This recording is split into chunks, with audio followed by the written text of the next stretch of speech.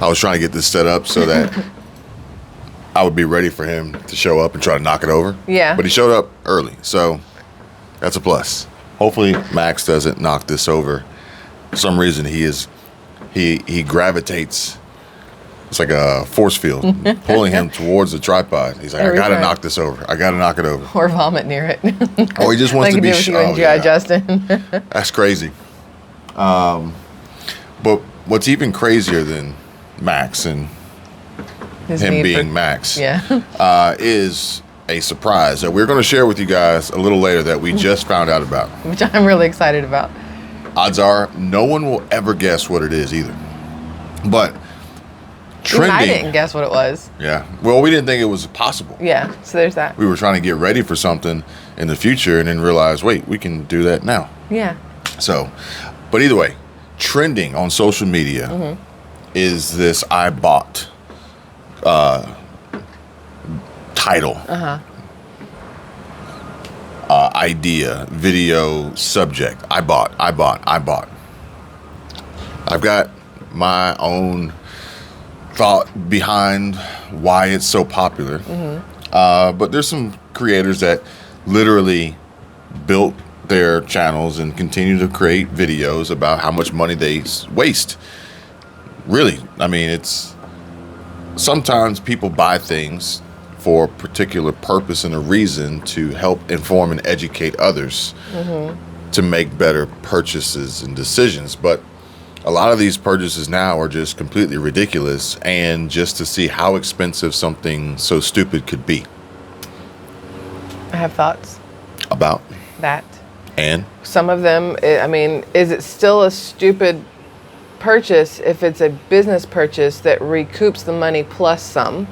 And then a lot of times people like those kind of things because it's one of those, I'm never going to spend my money on it, but I'd really like to know what it's like.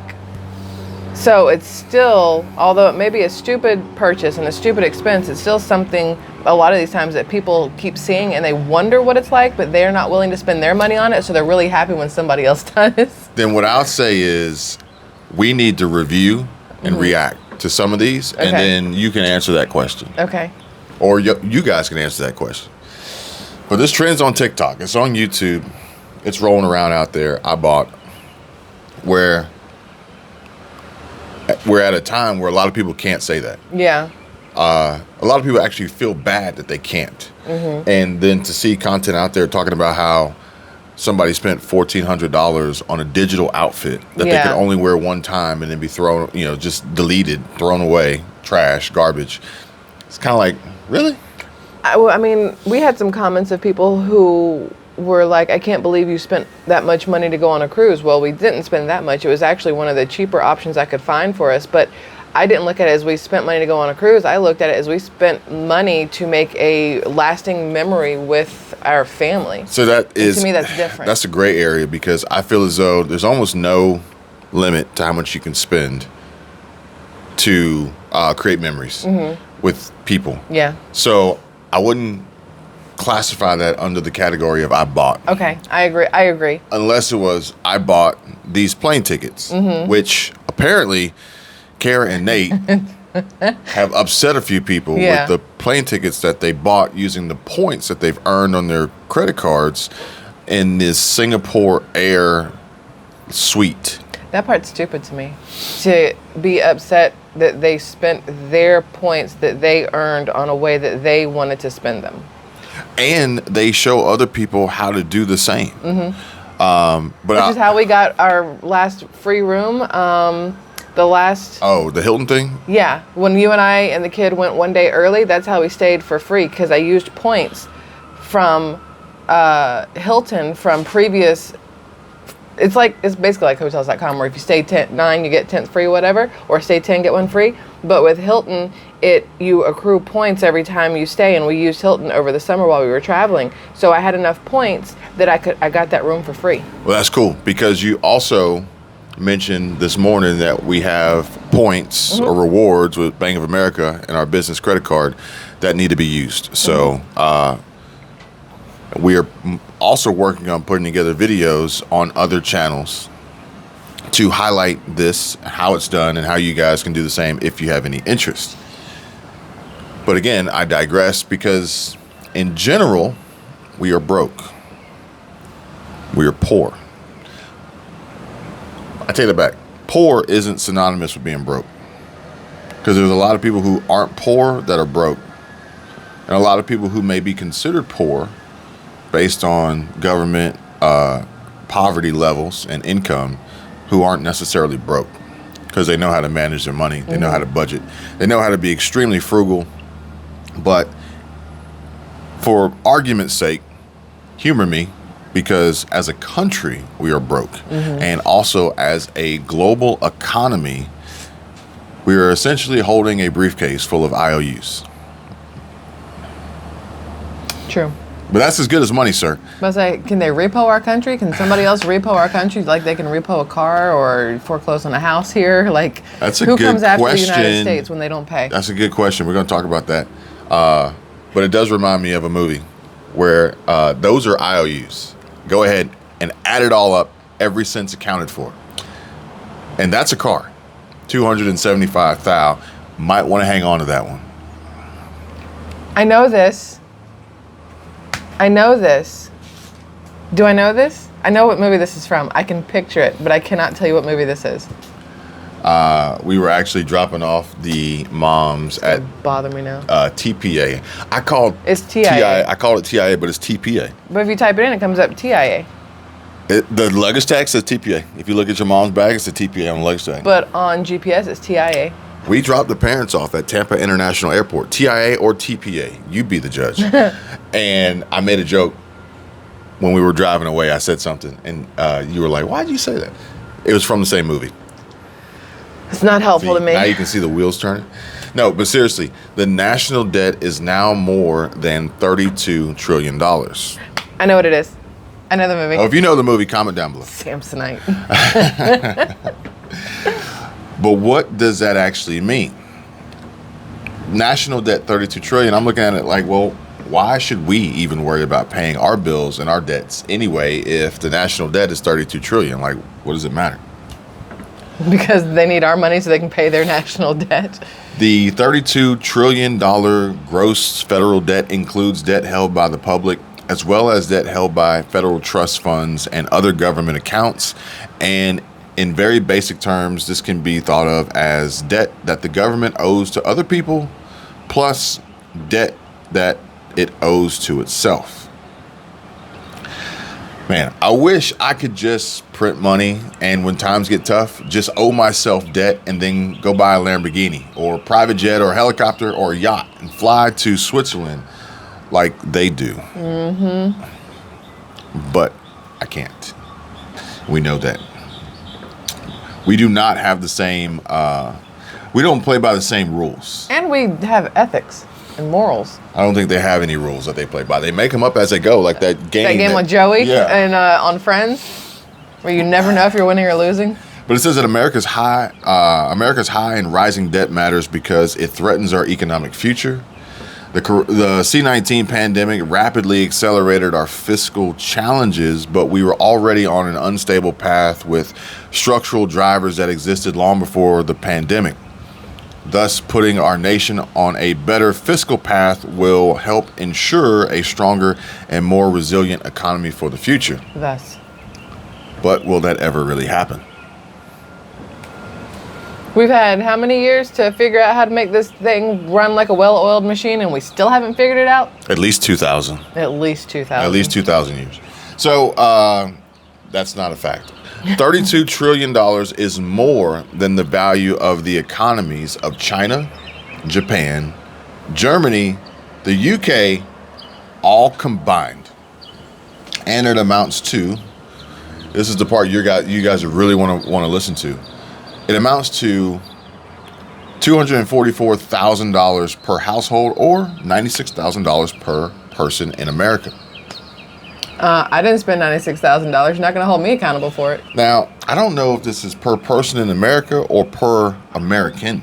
I was about to say, because there's a huge difference. And I don't know if you saw, but there's a push by some to eliminate the natural citizenship for being born. That's the dumbest thing I've ever heard. In America. That's the dumbest thing I've ever heard. That's just stupid. I'm just telling you. I'm just telling you. Now, That's stupid. it says that if every U.S. household contributed $1,000 a month toward paying down the national debt, it would take over 20 years to repay. Name how many households have an extra $1,000 sitting around that they can pay to the government to help them when the government refuses to help its own people. Hit the like button if you don't have $1,000 to contribute to paying down somebody else's debt. Just go ahead and do that for us. And if you're listening on the podcast, and if you do have 1,000, if you refuse to do it, still hit the like button. and if you're listening on the podcast, yeah, for sure. Comment. Can you hit the like button? Can you comment on a podcast? I don't think that's how any of that works. Honestly, I don't know. I've listened. We need to do more research on the podcast. This is going to be a podcast, by the way, on the Squirrel Tribe and Kevin podcast. Oh, nice. Rising debt can harm our economy and threaten opportunities for every American. That kind of goes without saying. $32 trillion is enough to cover a 4-year degree for every graduating U.S. high school student for 73 years. It's interesting because the cost of college is stupid expensive. Makes absolutely no sense. I mean, if you know that you can milk the system and get paid by an entity that prints its own money that you get, but then they hold the debt for, like, why not? Mm-hmm. Why not raise the price, you know?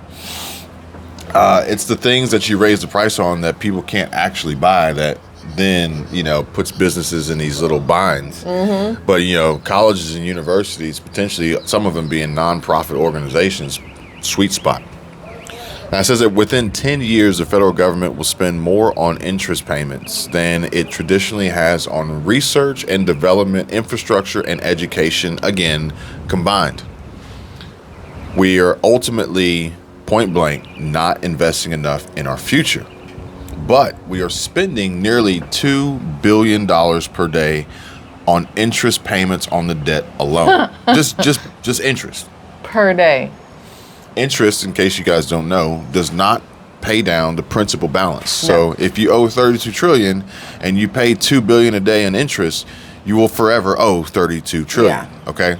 It's like that minimum payment on your credit cards. If the maintenance minimum payment actually does go towards, some portion does go towards principal. Yes, but if you look at the thing and they say if you make your minimum payment, it's going to take you 10 years to pay off this $200 thing, and it's like, how? It's because you're paying $9 a month and $8.50 of it is going towards interest, 50 cents going to our principal. Let me tell you about the credit card, because what'll happen is you get a credit card and it'll say you have 6 months same as cash, 6 months, 0% deferred interest, right? Mm-hmm. So what happens is you charge, a few $1,000s on your credit card and you let the time go by, and, let's just say you charge like $5,000 on a credit card through a promotional offer. And then you're near the end, and you're like, you know what?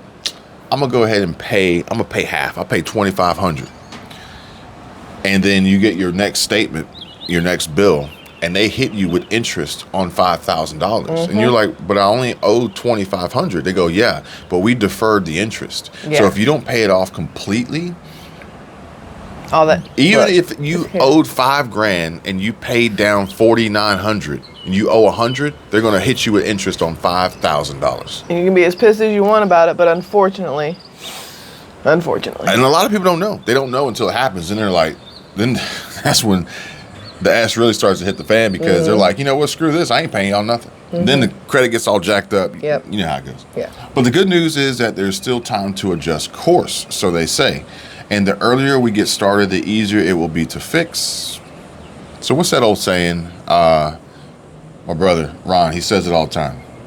Yeah. Do what's hard when it's easy. Yeah. But, again, they're playing by a different set of rules here. I don't think they have any intention on ever paying this back. It's the government black card that they don't have to repay, I feel like the U.S. is going to be divided up into little sections. In China, you have this part because they've already taken over a chunk of it.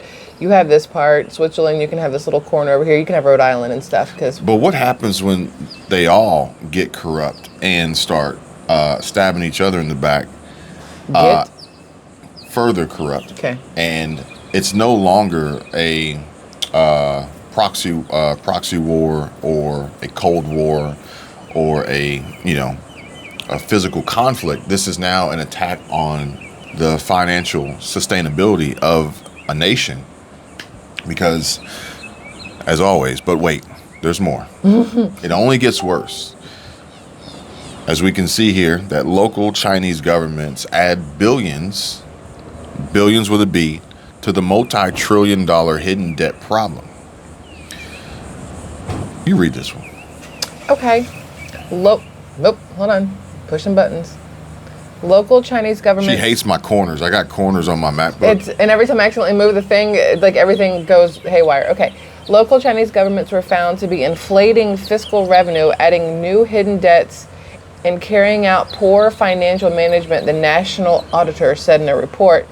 Hao Kai, the head of the National Audit Office, divulged the findings Monday in a report on the implementation of the 2022 budget to the Standing Committee of the National People's Congress. He's probably going to wind up dead. I feel like you're not allowed to speak out against China. Local Chinese governments were found to be inflating fiscal revenue, adding new hidden debts, and carrying out poor financial management. And as national debt hits $32 trillion, we're going to share 4 examples of absurd, only in Washington budget logic.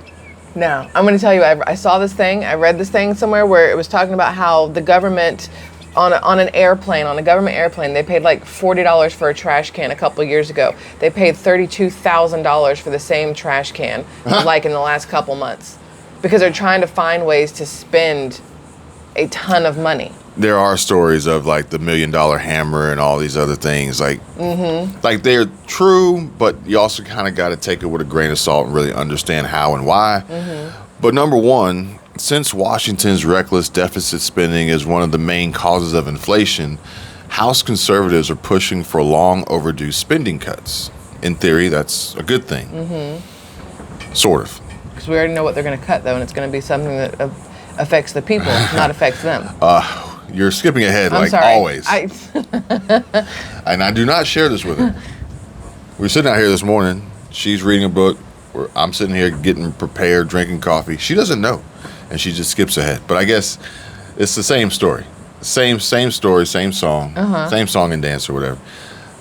But how they disguise it, that's the fun part, trying to figure out this riddle. Apocalyptic rhetoric from Democrats is even more laughable when we consider that all the drama is over just a tiny fraction of total federal spending. Most of these big talks and these bill proposals and these debt crisis and everything you see and hear is usually a minute amount of money. Yeah. In comparison to the grand scheme of things and this huge debt problem. What are you laughing at? Your dog. He's greedy. If I move my hand away, he shoves his nose underneath my hand, so I'll continue petting him because he wants the pets. Spoiled little thing. And number 3 here is the only way to stop the country from going bankrupt is for the American people to speak with one voice and demand serious change. That one voice. That's supposed to be your president, but I don't think it's possible. I don't think it's possible at all. Because unfortunately, we are easily blinded and manipulated by those in power and look to maintain that power, air quotes, and the lies and deceit spread through some outlets. I would say the only time I can remember in my life of the entire country kind of coming together was 9/11, and even that was like an orchestrated come together, and even then you still had people opposing it. So what I was going to say was, even in the comments, so like there are hired actors out there that their intention, their job, they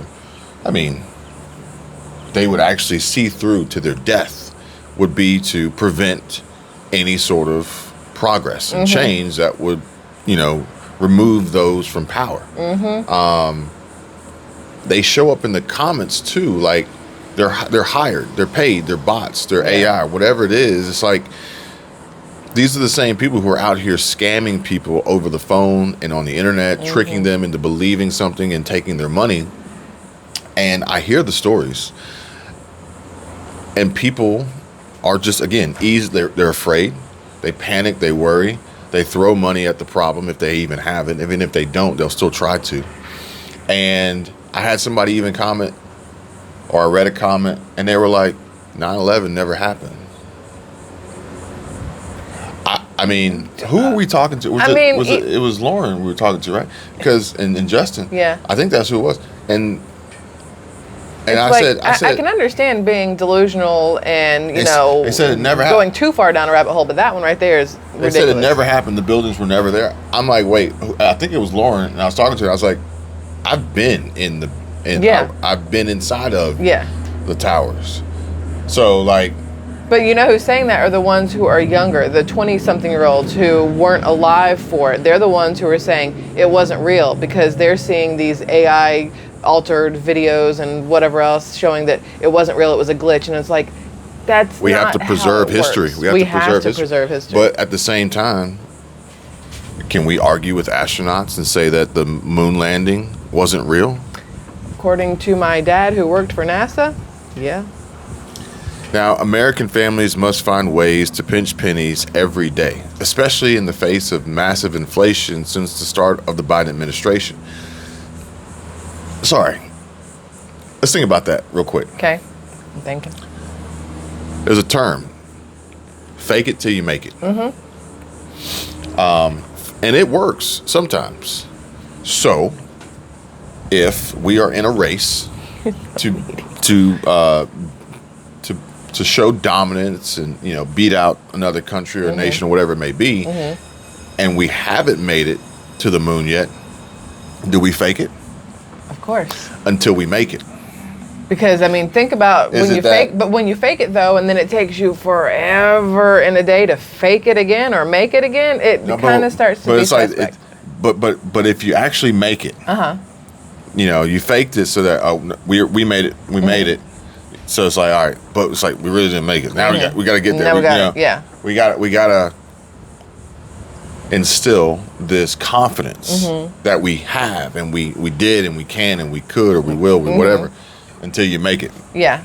I mean, realistically, what we have today, the fact that we can record this video and upload it from my smartphone to the internet and you can watch it on YouTube. We've obviously been in space. The World Wide Web. We've obviously been in space. Yeah. I mean, like satellites and pinging and sending these maybe it didn't happen the way they said it happened when it happened, but eventually it did happen. Yeah. Anyway, back on track. American families must find ways to pinch pennies every day, especially in the face of massive inflation since the start of the Biden administration. In contrast, the federal government has just reached the shameful milestone of $32 trillion in gross debt, or more than $245,000 for every household in the country. That's the result of leaders in both parties ignoring responsible budgeting for decades. I was about to say, it's not a Biden administration issue. It's a Trump issue, a Obama issue, a Bush issue, a Clinton issue, a keep going back and back and back. So why would we ever expect anything different from now on and moving forward? We wouldn't. House Republicans passed the Strong Limit Save Grow Act in April to create spending caps at fiscal year 2022 levels, eliminate left-wing waste, and rein in red tape. Eliminate left-wing waste. What are they considering? Is that stuff that was geared at helping people, or is that stuff that was geared for the infrastructure? Is that stuff that was geared for the people sitting in these seats making these choices? No, it wasn't geared towards them. It's geared toward anybody but them. It says that regrettably most of that ended up on the cutting room floor as part of a bipartisan deal in May to raise the debt limit. And usually I don't come across these, but it almost sounds like this was written bipartisan. Like they're not a left, they're not a right, they're just telling you how it is, which is nice. Call a spade a spade. The deal included $54 billion in budget gimmicks for fiscal year 2024. And that means using recessions cuts in areas where little to no money would actually be spent, and the fake savings are used to boost programs where every last penny will go out the door. For instance, how many billions of dollars have we sent to Ukraine? And this is a gimmick. This is a trick. This is lip service for 2024. For what reason? Re-election. I did see a thing somewhere, and I thought it was kind of interesting, so I just figured I'll share it, that the reason we're sending so much money to Ukraine is because that's the easiest way to get some of that money back in the pockets of people here. You send it there, and then they do whatever, and then around the back, they just hand it right back to you. So they say. So they say. Now, you may hear some ringing, some alarms going off, and it is the fire protection service trying to fix the fire system because we are currently on fire watch. Yeah. Fun. Because our fire system doesn't work. It's faulty. That's always confidence inducing. Yeah. And get this, functional spending levels will be unchanged. And if the point is to cut spending, then the first step should be to actually cut spending. But what they're doing is they're saying that they're going to cut spending in areas that they weren't going to be spending in anyway. Yeah, I was about to say. And then the areas that they are spending in, that money's not actually really going towards what they say it's going towards. No. Now, this is according to heritage.org. And unfortunately, it's clear at this point that Washington isn't going to start behaving responsibly on its own. The only way to stop the country from going bankrupt is for the American people to speak with one voice and demand serious change. But I'm thinking maybe we should force change. And you guys know what that means. Which is why we continuously have a pushback by the ATF. And those folks over there on the left. Now, if politicians face serious consequences and accountability for abusing their power, then they will then ultimately have an incentive to do the right thing. But until they face consequences and are held accountable, then why would anything change? But this should apply to all political governments and not just the United States, because global debt currently stands at $305 trillion, and that's $45 trillion higher than before the C-19 pandemic. Now, I'm not pulling these numbers out of my butt. This is coming from the Institute of International Finance, the IIF. So as a country, we make up 10% of the global debt. Ooh. I wonder if anybody makes up a higher percentage than us. You're reading ahead again. Oh. And global debt, so you guys know or aware, is the total amount of money owed by corporations, governments, and individuals around the world.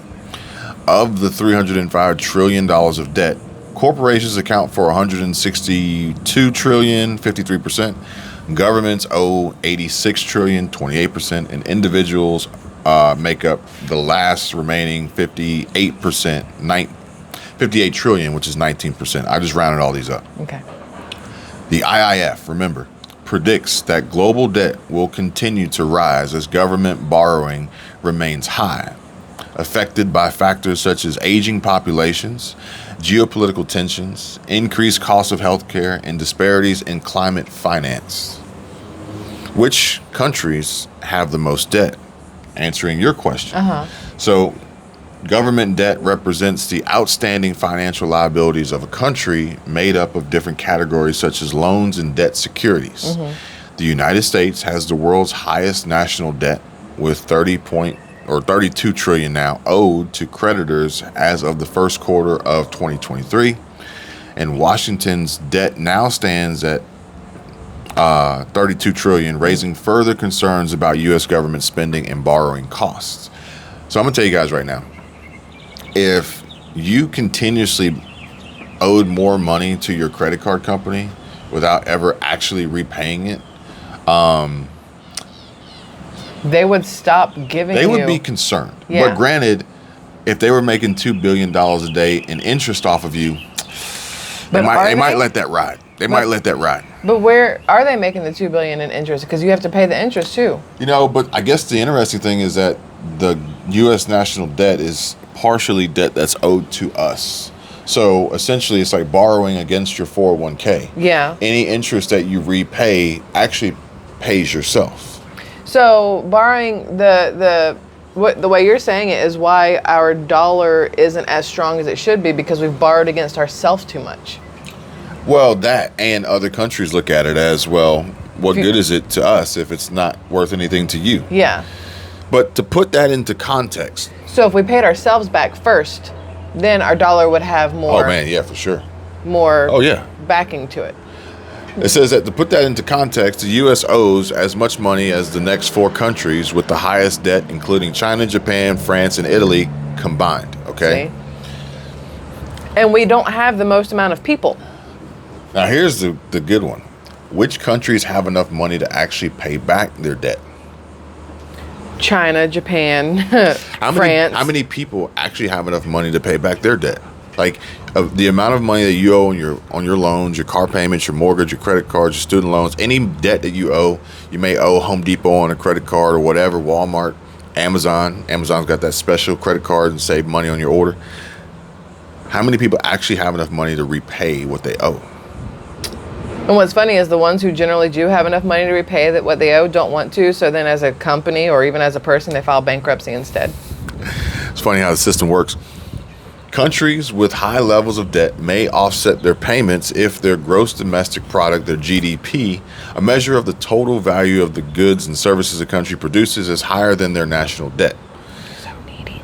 So a government's debt to GDP ratio, which compares the size of a country's debt with its economy, is one indicator of a government's financial sustainability. That would be like a company operating on debt, using borrowed money and loans, even though they have way more money than they owe. That would be a positive ratio, okay? But it says that any value greater than 100% indicates that a country is spending more than it's making. Now here's my question. I'm reading this thing that you have here. Government's debt to GDP ratio, which compares the size of a country's debt with its economy, is one indicator of government's financial sustainability. Do you think that that's a good reason to open borders to let more people in so more people can start making money, so then it looks like your debt to income ratio isn't as bad? You know, does that make sense? It does actually, and you're going to see sort of. Yes, okay. Yes. But you're going to see how that works. Okay. So remember, any value greater than 100% indicates a country is spending more than it's making, okay? Mm-hmm. And according to IIF, global government debt to GDP stands at 95.5%. So that's seemingly good news, because globally we are underneath 100%. Therefore, globally we could actually repay everything. Mm-hmm. But some are far worse than others. Yeah. Japan, the world's 3rd largest economy, has the highest debt to GDP ratio at 239%. So remember, any value greater than 100% indicates a country is spending more than it's making. Mm-hmm. Japan's ratio is 239%. They're spending way more than they're making. Mm-hmm. Tokyo's high debt to GDP ratio can be partially attributed to its aging population and social welfare costs. So, in turn, this would incentivize countries to limit old age and reduce, cut back, and or eliminate social welfare. You know, it would also encourage the stopping of, I don't know how to use the right word here, the encouragement of having children. How about that? Why I said you're right. Whereas if we can bring in a workforce to produce, mm-hmm. that's fine. Yeah. But, you know, a new population that doesn't contribute, and an aging population that only, withdraws basically, and a percentage of population that requires social welfare, that doesn't help the debt to GDP ratio. So if you look at it from a not very pretty standpoint, once all the old, look, I'm going to say it the way it needs to be said. Once all the old people die off, everybody's economy should even out a little bit.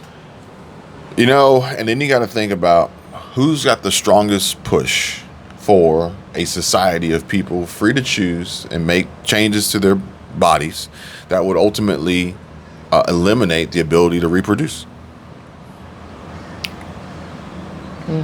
Now, it says that for the longest. Greece has the second highest. Oh, and then not to mention the side effects that people were experiencing because of other stuff. Yeah, other stuff. Which, if you guys recall, that was me miming, not pointing. Oh no, yeah. It's funny. It's funny. You can't touch your own shoulder like that. I thought you were literally trying to like jab me. But somebody commented on the video. They were like, they said something like, and look, I get it. There's haters and trolls out there. I get it. But somebody's like, well, we know your position since you had to, get, injected to go on the cruise. I'm like, you don't even know how cruises work. Yeah, you don't have to do any of that stuff anymore to be able to do anything. Why do you think so many people have waited until now to do so many things? Which is part of the reason why we didn't end up going to Canada last year. Get in. Because of that requirement. Yep. Which I found out today, they no longer require. However, for those traveling, crossing borders, enlisted in the military, maybe even civilian government contractors who wanted to, be allowed on these U.S. government facilities and military bases, they had to do it. Mm-hmm. And there are studies of some women now having complications after. Mm-hmm. So I'm just saying, like, there's been a very high uptick in miscarriages. Then you got, the added complexity with what's being pumped into the food, things like that. Mm-hmm. There's a whole lot. It's driving, like, to me, it just seems like this is an incentive for a limitation of old age and to reduce, cut back, or eliminate social welfare. And, in addition to, the expectation of longer life expectancy in a waning Social Security trust fund that they already know that in the next 2 years they're not going to have enough money to sustain. I mean, you got to think about it. It's easier and better for them to let people move into the country who are already of working age than it is to let somebody who lives here have a child who then has to take off of work. So you have less money taxes being paid. You have a new you have a useless person until they're like 15, 16, 17, 18 that I think this new credit score system is going to change the naturalization process and literally state, what do you bring to the table? Yeah. What do you bring to the table? So anyway. So again, any value greater than 100% indicates a country is spending more than it's making. And if we ask the balance, will the U.S. ever pay off its debt? The answer is, well, no. It's complicated. Highly doubtful. It's complicated, okay? Federal debt is at its highest point in American history. Raising taxes and cutting spending are two of the most popular solutions for reducing debt, but politicians may be hesitant to do both. And diverting spending from the military to other sectors may boost job growth, which could spur consumer spending and help the economy. Diverting spending from the military, although that's not where I would want to divert from. I'd much rather dangerous. have. That's dangerous. That's asking to get taken over. But simply put, there are 4 ways that the U.S. could pay off its debt: cut spending, raise taxes, grow the economy faster, or shift spending. TreasuryDepartment.gov says that the national debt enables the federal government to pay for important programs and services even if it does not have the funds immediately available, like Social Security. Or better yet, using that money to bail out the wealthiest and richest in the world. So freaking stupid. The U.S. government spent, I got to count it, 100,000 million billion, 12.7 billion to bail out 10 wealthy depositors amid a banking crisis, okay? If they already had that money, why is there a banking crisis? The Federal Deposit Insurance Corporation, the FDIC, has released an unredacted document that shows the government guaranteed the deposits of Silicon Valley Bank's SVB 10 largest customers following its high-profile collapse in March. The FDIC mistakenly released the complete version of the document following a Freedom of Information Act request from Bloomberg. And the document reveals the names of the firms that were bailed out, along with their total deposits that immensely exceeded the $250,000, $250,000 FDIC protection limit per account. Now, this was shortly after that leaked video of the FDIC meeting talking about how banks would collapse on a Friday. Number one on the list. Still interesting the FDIC was able to take over from when they did. They can do what they want. Again, they're playing by a different set of rules here. Stablecoin issuer Circle was SVB's top depositor to the tune of $3.3 billion. In March, the Boston-based firm said that $3.3 billion of the $40 billion backing its stablecoin USD coin, USDC, was initially stuck in the bankrupt bank. Again, be careful with crypto, folks. Venture capital giant Sequoia, a firm with $85 billion in assets under management, was also on the list with $1.1 billion in deposits. In total, Silicon Valley Bank and its parent firm, Silicon Valley Group, were handed $4.6 billion.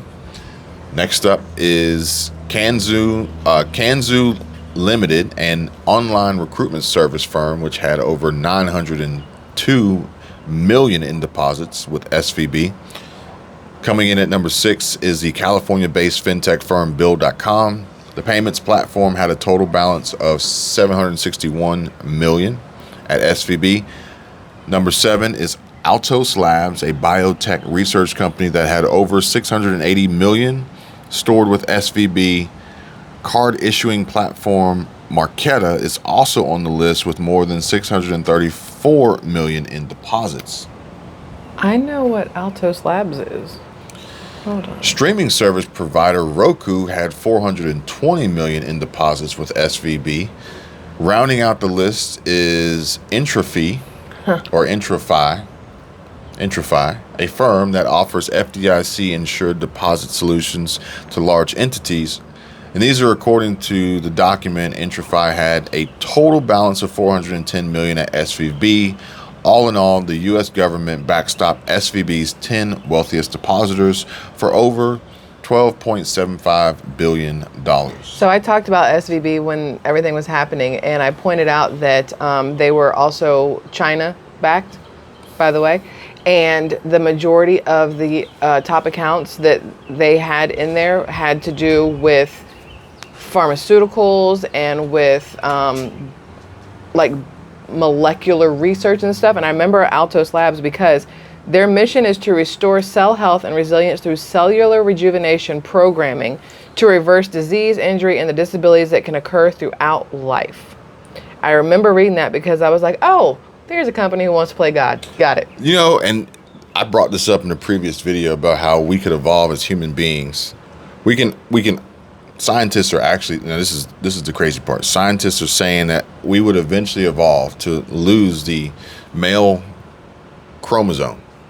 The chromosome that is essentially that determines male versus female, right? But more importantly, that would take hundreds of millions of years to happen. More importantly, as we exhaust the resources of this planet, which interestingly enough, the kids started watching Fantastic Four, and their drive was to find another planet with energy resources that could sustain us. But in order for that to happen, one, we would have had to have been in space and have the ability to explore and travel great distances for the time in which it takes to travel light years, multiple light years, but also be able to survive in these environments, in these atmospheres that don't have oxygen. Therefore, we would have to evolve as people, and quite possibly we could, over again, hundreds of millions of years. Or maybe through, lab tests and injections, and, they start introducing you into, they're like, every week you need to come in and you need to live in an environment that has, higher levels of nitrogen or whatever, so that you can then be able to survive. And it's like eventually we're going to dunk you underwater, maybe you'll grow gills. So but that's what they do with allergies. You have allergies, give you a little bit each time to where you build up a tolerance to your allergies. Listen, I'm gonna tell y'all a secret, and y'all gonna be like, man, she's a dumbass. When I was little, I thought I could breathe in water because I could breathe while my face was in the stream of the shower. So I used to think, oh, if I go in the pool, I can swim longer than anybody else because I can just breathe if I need to. Thankfully, I was not that dumb where I tried. But when I was super little, I thought because I could stand in the stream of the shower, I could breathe Side underwater. note, not possible. Side note, not possible. But with the scientific advancements and developments and companies like Altos Labs. And last year talking about the ability to potentially make people versus those pods that they can grow them in. versus give like conceive. You just make them, and you could then choose whatever attributes and alter the DNA. traits and DNA, whatever. You know, It's a real thing. you know, what's the best investment you've ever made? Well, you know, I made a child to be the best athlete in the world, so that I could then, you know, get get them a $100 million a year contract and, you know, live comfortably. Or the government made super warriors, super But military. at the same time, that would allow us to evolve overnight. Therefore, we will make people who can breathe in any environment, in any atmosphere, whatever the oxygen level may or may not be, and then they can go live on another planet. That's neither here nor there. That's a topic of It's just discussion something that for we another talk about video. all the time. But the moral to the story, in my opinion, is that if you're not rich, then you're pretty much on your own. And the odds that we see any real change before everything is too far gone and headed to hell in a handbasket, well, no pun intended, but I wouldn't hold my breath. Did you plan that? It almost makes you want to just say F it. YOLO. YOLO. Please smash the like button, subscribe to the channel if you made it this far. We really do appreciate it. Make sure you listen to the podcast because we are there on the podcast. YouTube Music, we got a podcast. It's pretty easy to find. SquirrelTribe and Kevin, the podcast. Yeah. And you'll It's really cool when you pull it see up. our pretty faces sitting there. Coming up next, we got top 10 cheapest U.S. cities to retire early and live your dream life. Remember, pursuit of happiness is life, liberty. Well, wait, no. The American dream was life, liberty, and the pursuit of happiness. Yeah. But you're not guaranteed happiness. You're allowed to pursue it. Sometimes. As well as huge restaurant chain with 177 locations closes store doors for good. But the crazy part about it is they're now telling people, alerting them as to, yeah, I know you got a bunch of gift cards for these restaurants that don't exist anymore. Sorry. So you got to think about that. Yeah. You got to think about that. You got money and gift cards into a business that then fails. Yeah. Your money is spent, and then the person you gave it to is out of a gift. No. Double whammy. Not even out of a gift. For instance, let's think about it. Like, let's just say you got money and gift cards because you don't trust the banks. So you got money and gift cards at Walmart. Yeah. And let's just say Walmart would, go out of business and close down, shut its doors. All your money's gone. So that's why everybody's like, buy the Visa and the Amex and the whatever ones. And of course, those are the ones that put the fees on them. Yeah. You pay they $4 know. just to get the card. Also, are you inheriting a house? Because if so, you may ultimately end up with a windfall in appreciation and equity, but you also might owe a lot of taxes on it. As well as hitting the reset on the U.S. recession countdown. I want to talk more about Airbnb as Conrad, I think I'm saying his name right, Bitcher. Poor thing. Pleads guilty in illegal New York City sublet scheme. That's that. It would be New York City. That's that Airbnb arbitrage I was telling you about. Yeah. And the modular housing community near Telluride that may become a Colorado, like this, like cheap living, low price, at a time of insane cost of living crisis situations, and they're coming up with what I talked about the other day, the tiny houses. Like, how can you get yourself to a point of which you can afford to survive and have shelter, but even possibly offer a short-term rental opportunity for someone to then profit off of. And it's coming down to these tiny houses, these small square foot footprint. Some of which you can even buy from Etsy or from Lowe's. Wayfair even had a tiny house thing for a while. And you might get one from Amazon. Maybe IKEA. Maybe Shine will sell one at some point. I don't know. Is it Shein or is it Shine? Or Temu? Temu. Temu? But either way, we got a lot to cover, a lot to bring you guys. Maybe we'll do another video today. I'm not sure, but we are leaving super early tomorrow. So we'll see. Make sure you check out the other videos from the other channels below. And then we'll see you guys real soon. Yeah. Bye. Bye.